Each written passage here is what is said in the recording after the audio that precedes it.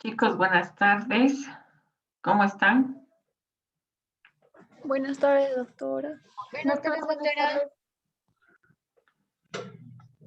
¿Cómo están? Vamos a esperar un ratito e inmediatamente iniciamos, por favor.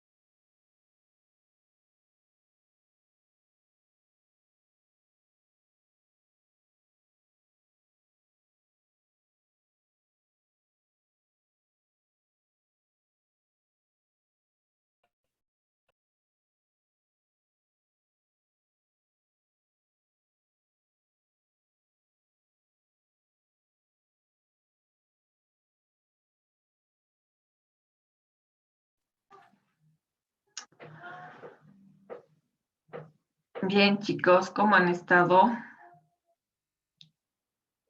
Ahora vamos a... ¿Cómo estás? Vamos a concluir hoy día el tema que hemos iniciado el día lunes sobre las infecciones osteoarticulares. Entonces, voy a compartirles ahora mi pantalla para que veamos. Bien, otra de las patologías osteoarticulares que se consideran importantes va a ser la espondilitis tuberculosa. A manera de introducción o de definición, les voy a indicar que la tuberculosis,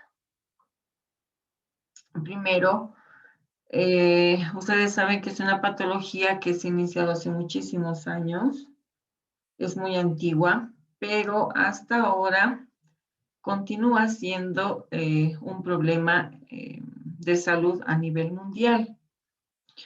Por ejemplo, en el año 2012 se tiene un estimado de 8 millones de personas que han desarrollado la tuberculosis y 1 millón de estas personas han fallecido por la misma causa. Ustedes saben que la tuberculosis se instaura primero a nivel pulmonar, ¿no es cierto?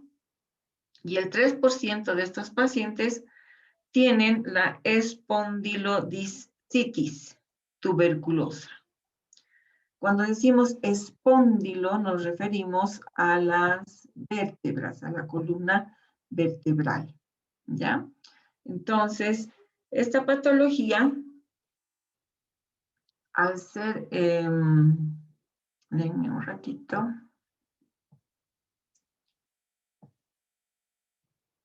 Esta patología, al instaurarse ya como una tuberculosis en la columna vertebral,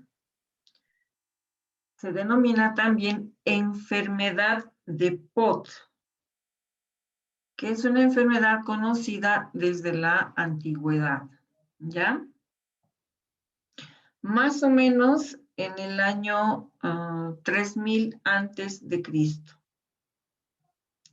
En este caso, si hablamos un poquito de la historia, les refiero de que en la época de los egipcios,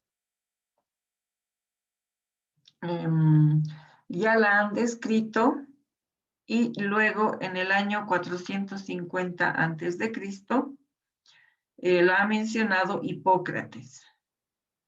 En 1779 existió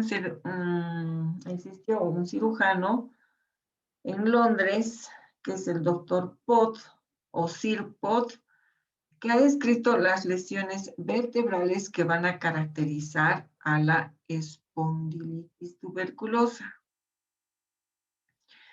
Este doctor engloba a todas estas, a toda esta sintomatología que se presenta como una característica propia de la enfermedad y menciona que puede presentarse una jiba o joroba, como vemos aquí en la imagen, a nivel dorsal.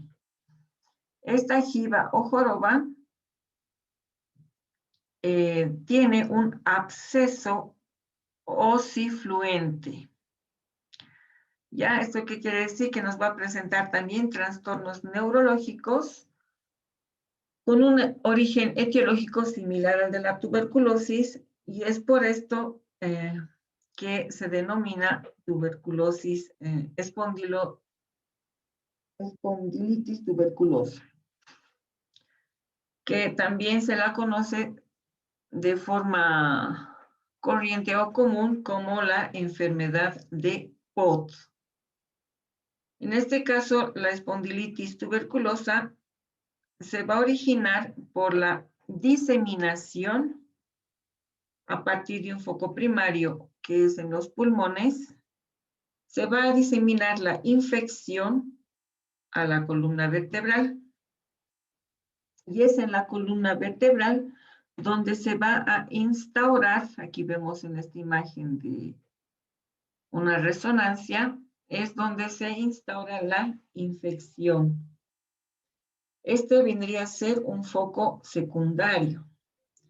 Por lo tanto, afecta generalmente a las vértebras dorsolumbares, a partir de la octava dorsal a la tercera lumbar. Esta patología se disemina a la columna por vía hematógena o a través de los vasos linfáticos.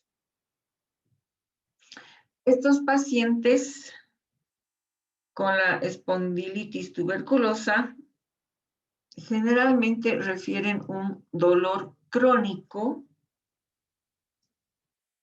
debido a la destrucción de las vértebras, pero esta destrucción es de forma progresiva. Esta destrucción se presenta por la misma lesión que ocurre, como vemos en la diapositiva, del tejido óseo. Cuando el paciente no es diagnosticado de forma oportuna o de forma precoz, si quieren, la enfermedad sigue su evolución, pudiendo ser desfavorable desde todo punto de vista y ocasionar importantes lesiones a nivel medular. Puede ser, como ustedes advierten aquí en la imagen, al destruirse el cuerpo vertebral, ¿qué va a suceder? ¿Alguien me puede decir cuando se destruye el cuerpo vertebral? ¿Se osifica? No. Antes de osificarse,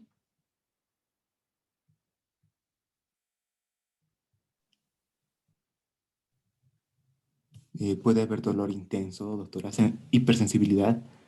claro, de haber dolor, hay dolor. Pero ¿qué más puede haber?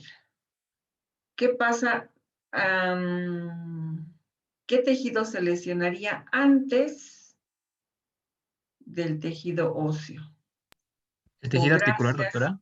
perdón, ¿El tejido articular, doctora? ¿cuál?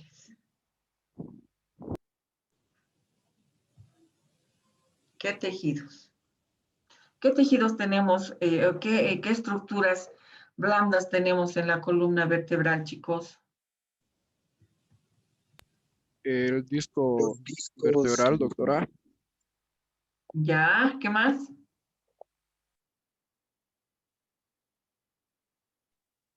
los nervios que pasan también, doctora, Los desde la parte nervios, cerebral. las emergencias nerviosas, ¿no es cierto? Internamente, tal vez, la médula, quizá. Exacto, muy bien. Entonces, al haberse afectado el cuerpo vertebral por este daño, como ustedes ven en esta imagen, el cuerpo vertebral está destruido prácticamente por la presencia de la infección. Entonces, esta lesión va a ocasionar no solamente las lesiones medulares, como ustedes han mencionado, sino también puede ocasionar una lesión en los discos intervertebrales y esto va a generar un colapso de la columna vertebral. Al haber este colapso, entonces la columna se deforma. Va a haber una gran deformación vertebral, puede incluso haber un acortamiento vertebral. El pilar de los cuerpos vertebrales se van a colapsar y pueden ocasionar daños en la médula. Generalmente en el lugar de la lesión donde aparece, donde se localiza esta infección tuberculosa, es, como les digo, en la región dorsal.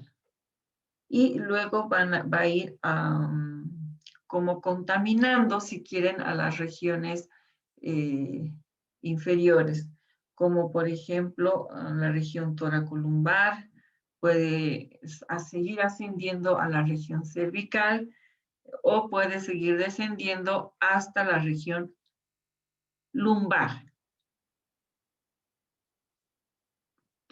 Esta es una patología poco conocida, o más bien conocida en su época, pero su diagnóstico es difícil y generalmente es tardío. Entonces, es por esta razón que se presenta ya instaurada la espondilitis tuberculosa. Muchas veces esta patología lo que hace es disfrazarse, si quieren, con la sintomatología, porque podemos decir, me duele la espalda, pero no sabemos la causa. Y cuando decimos dolor de espalda, ¿qué es lo que pensamos primero?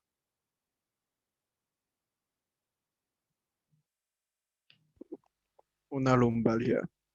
Ya, una lumbalgia, ¿qué más?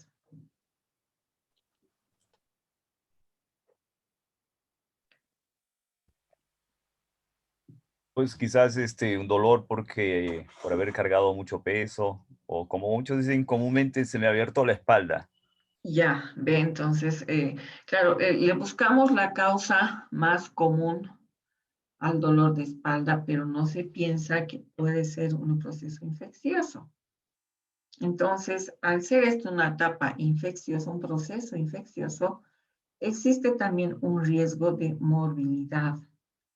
De acuerdo a algunos estudios, ya habíamos dicho que existe el 3% de los casos que se han infectado que puedan llegar a fallecer. Pero vamos a tener los factores de riesgo que van a ser determinantes y por lo tanto van a ir en aumento a la esperanza de vida que se tiene. Como ya les digo, se van a determinar las lesiones vertebrales que son previas, Algún factor que es importante es la presencia de una inmunodeficiencia, el uso de tratamientos inmunosupresores y el uso de dispositivos intravasculares también favorecen a la detección de esta patología. Y como ya les dije, es conocida, pero se presenta muy rara vez en la actualidad, especialmente en una severa condición clínica.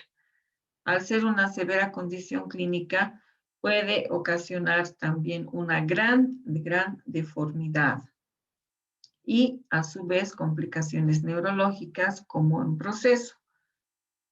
Pero ¿qué pasa? Cuando ya se presenta la deformidad en la columna vertebral, entonces, dependiendo de la edad en la que se presenta ahora esta enfermedad, o sea, diagnosticada, se puede atribuir la presencia de joroba a cualquier otra patología y no se toma en cuenta la espondilitis tuberculosa.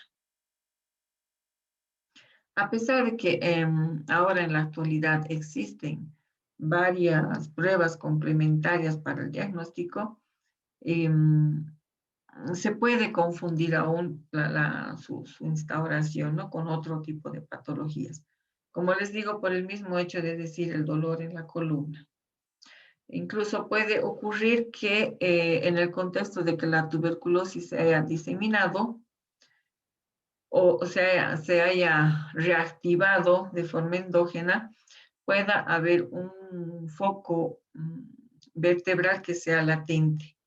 Entonces, el tratamiento más importante en esta patología va a ser netamente médico.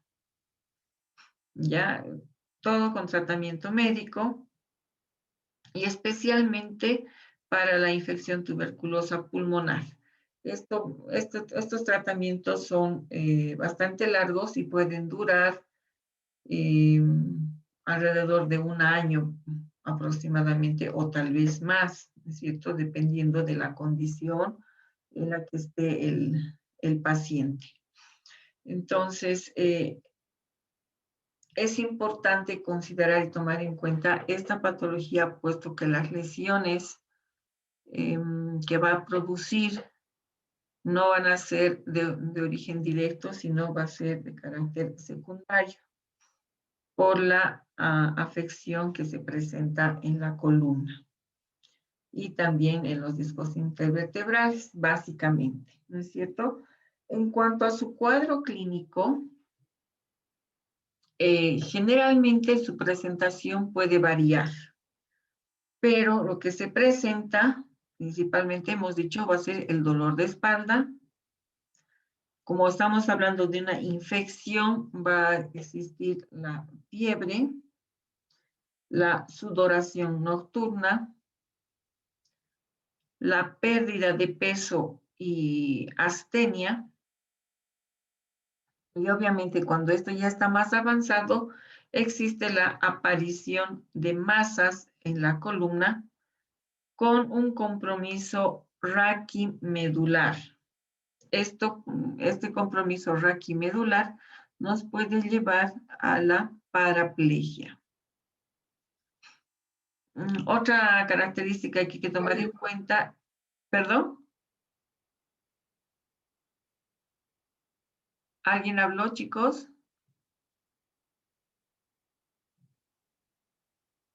Bueno, lo que les decía es otra característica que hay que tomar en cuenta es la forma de la columna, los abultamientos que pueden aparecer en la columna y generalmente en la región dorsal, como les vuelvo a repetir, y muchas veces se confunden por la presencia de la hipercifosis. El tratamiento, ya les he dicho, es netamente medicamentoso, especialmente para la tuberculosis. ¿Tienen alguna pregunta hasta aquí, chicos? Doctora, ¿eso tiene relación con la tuberculosis pulmonar? Claro, lo que les decía al inicio. Em, el origen de la espondilitis tuberculosa va a ser la tuberculosis pulmonar.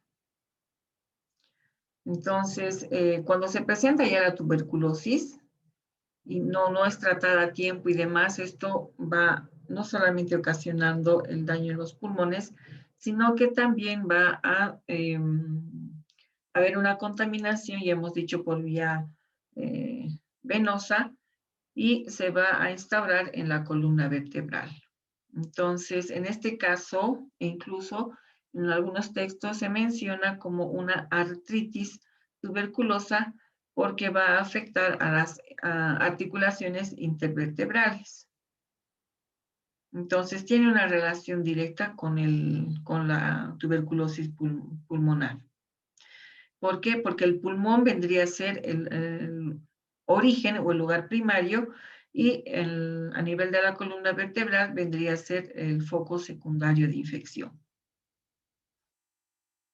¿Alguna pregunta más?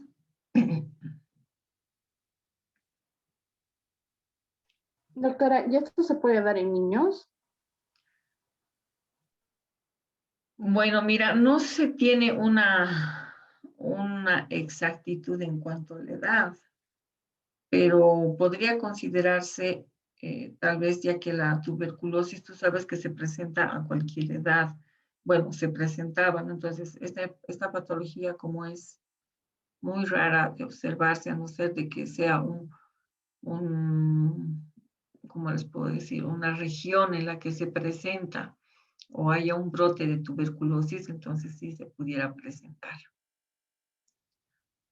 Bueno, cuando nacemos, lo primero que nos hacen es ponernos las vacunas, ¿no es cierto? Eso no quiere decir que no nos vayamos a enfermar, pero sí nos protege. Pero cuando el niño no está vacunado y está en un lugar donde puede haber un brote de la tuberculosis, entonces tiene un gran riesgo de presentar la espondilitis tuberculosa.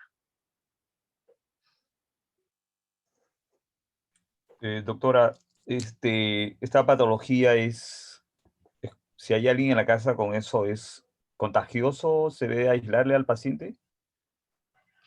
La tuberculosis es contagiosa. Y a ver, ¿quién me dice cómo se contagia? Doctora, ¿es hereditaria? No. Disculpe, buenas tardes, doctora. Buenas tardes. Primero, ¿quién me dice cómo se contagia? Por Doctora, vía yo, aérea, doctora. ¿Perdón? Por vía aérea, doctora. Exacto, por vía aérea. La tuberculosis de por sí es una infección bacteriana, ¿no es cierto? Entonces, primero, como les digo, ataca los pulmones. No es hereditario. Sí es contagioso porque lo que se contagia, como les decía, por vía aérea. Como con la tos cuando estamos tosiendo, porque lo que Cuando produce, uno estornuda, doctora, claro. estornuda. A ver, también hagan cuando de las personas cuenta, escupen, Leonardo.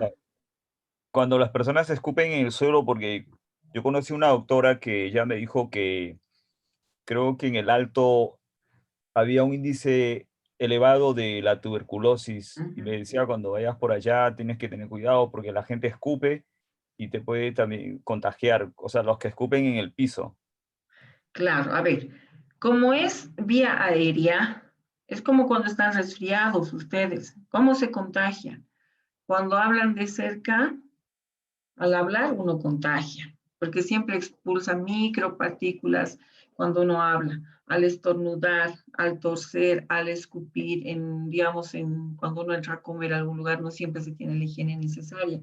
Es lo mismo que ocurre ahora con el COVID, ¿no es cierto? Es lo mismo que ocurre en cualquier patología pulmonar. Entonces, sí es contagiosa.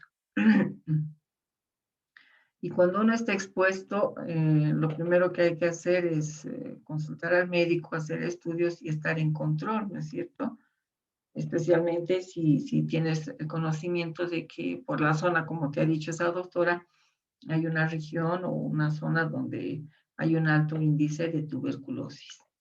Como les vuelvo a repetir, la tuberculosis primero se instaura como un primer foco infeccioso en los pulmones, y cuando no es detectado y tratado a tiempo, entonces ya va empeorando y llega a instaurarse a nivel de los cuerpos vertebrales. ¿Alguna pregunta más? Doctora, si la tuberculosis pulmonar suele ser origen de esta espondilitis, ¿la espondilitis puede ser origen de otras enfermedades? Claro, más adelante sí, pero ya vendrían a ser como focos terciarios o como focos secundarios si es que no, no son detectados a tiempo. Ustedes saben que la tuberculosis lo primero que va a dañar son los pulmones, y el daño en los pulmones es bastante grave. Incluso se llega a toser como con gotas de sangre. Entonces lo que se tiene que hacer es un diagnóstico oportuno. Cuando la tos es muy frecuente y no tiene una causa, no tiene presencia de moco o material purulento, entonces hay que considerar cuando la tos es seca de que pueda ser una tuberculosis. Que pueda dar origen a otras patologías, puede ser, ¿ya? Entonces es necesario hacer un control, realizar prevención, tener los factores de riesgo, hacer los tratamientos adecuados, las terapias, no sé. Entonces, se pueden hacer muchas cosas, pero lo importante es detectar. A ver, dentro de las patologías que puedan relacionarse a esta tuberculosis, incluso está hasta la meningitis tuberculosa, luego una tuberculosis diseminada, la espondilitis tuberculosa también, no sé, otro tipo de patologías también que se puedan sumar. Doctora, ¿esto también se puede confundir tal vez con la hernia de discos? No, no se confunde. Porque, a ver, voy a volver a la imagen. A ver. En esta patología, si ustedes ven, está aquí. Esta supuestamente de forma esquemática es la región que está afectada. Entonces, por las infecciones y como no está tratado a tiempo, primero se va a ir dañando. En ningún momento el núcleo se desplaza como para producir una hernia discal. El dolor puede confundirse tal vez con una hernia. Entonces, cuando uno ya recurre a una placa y vemos, que no está muy nítido aquí, en esta región ya se ve como una sombra en una radiografía y luego en una tomografía ya se advierte esta imagen. Esta imagen de la derecha, chicos, es de una resonancia o de un TAC, de una tomografía. Entonces, aquí nosotros vemos de forma muy esquemática, muy clara la presencia de la infección en el cuerpo vertebral. No sé si he respondido a tu pregunta. Sí, doctora, gracias. Ok. ¿Alguna pregunta más por ahí?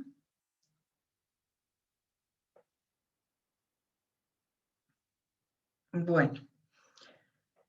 Otra patología, como la que han expuesto, si no me equivoco, el día lunes, va a ser la osteomielitis. ¿Ya? Vamos empezando, aunque ya nos queda poco tiempo para concluir esta primera etapa. La osteomielitis está caracterizada dentro de las patologías infecciosas que van a degenerar o van a afectar al tejido óseo, especialmente por gérmenes productores de la infección. El proceso que pueda presentar en la osteomielitis va a ser de la siguiente forma. Primero, asentamiento de lo que es la infección en el tejido óseo. Una vez que se instaura, que se presenta, va a existir una proliferación.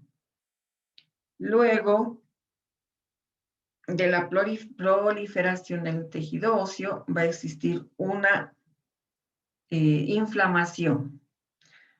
Cuando esto no se detecta, no se cuida, o sea, muchas veces nos duele, no le tomamos mayor importancia, entonces esta inflamación va a ir aumentando. Y como vemos aquí en este esquema, el tejido ya va a ir en una supuración y luego va a producirse una necrosis. Puede incluso estar seguida de fístulas y lo que se denominan, por lo posterior, secuestros. El origen específico de la osteomielitis puede ser hematógena, ya, sí, el origen o la siembra puede ser desde un foco distante. Local, cuando se acompaña a las fracturas abiertas. Entonces, también se puede, al colocar el material de osteosíntesis o las prótesis, pueden dar lugar a las infecciones e incluso llegar a una amputación del miembro afectado. No se olviden que cuando hemos hablado de las fracturas y hemos hablado de la clasificación y hemos dicho de las expuestas, es cuando el médico tiene mucho temor cuando esta fractura ha estado expuesta al medio ambiente por mucho tiempo. ¿Por qué razón? Porque se corre el riesgo de una infección en el hueso, de lo que es la osteomielitis. Entonces, lo que se procede a hacer, les vuelvo a repetir, es una limpieza quirúrgica antes de cualquier tratamiento.